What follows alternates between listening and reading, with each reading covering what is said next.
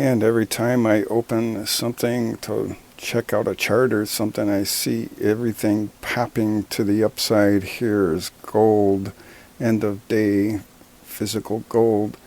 We talked about this a few days ago. It was hitting the cloud unusual to do that, and then it just busted right up above this support and resistance line and closed near the top of the cloud.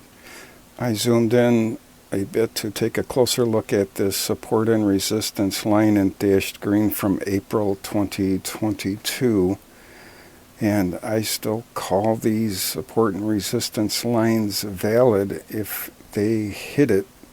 And you could see here twice it was resistance. Here's a couple of hits over here for support, and a lot of whipsawing up and down, above and below it over here, and another hit for resistance over here. If you look close enough, you can see probably more.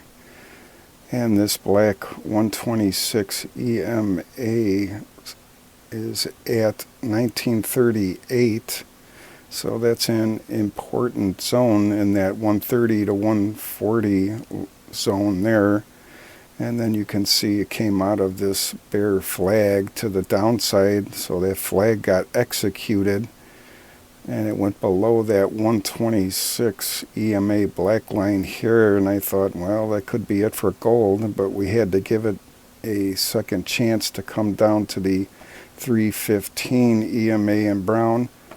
And it never did. And then it busted back up above that 126 EMA in black and busted out of this perfect downtrend channel, which is a bullish formation. So it busted out of that and went back above the 50 simple moving average in gold, stayed around in that area. Now it's up trying to bust out of the top of the cloud.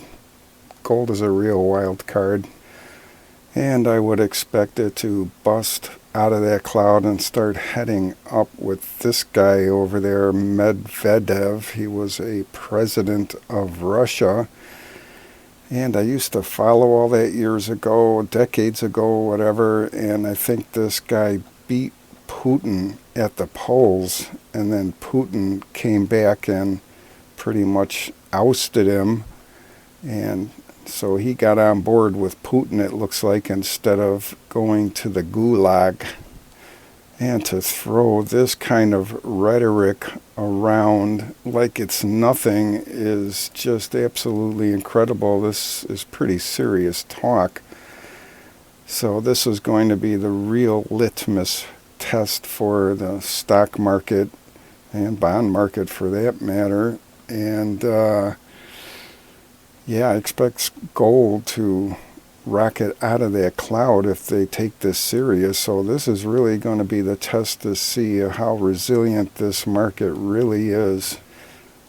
I mean, you could think of this one way. It's like, well, okay, it's the end of the world. Well, we have nothing left to live for, so go all in.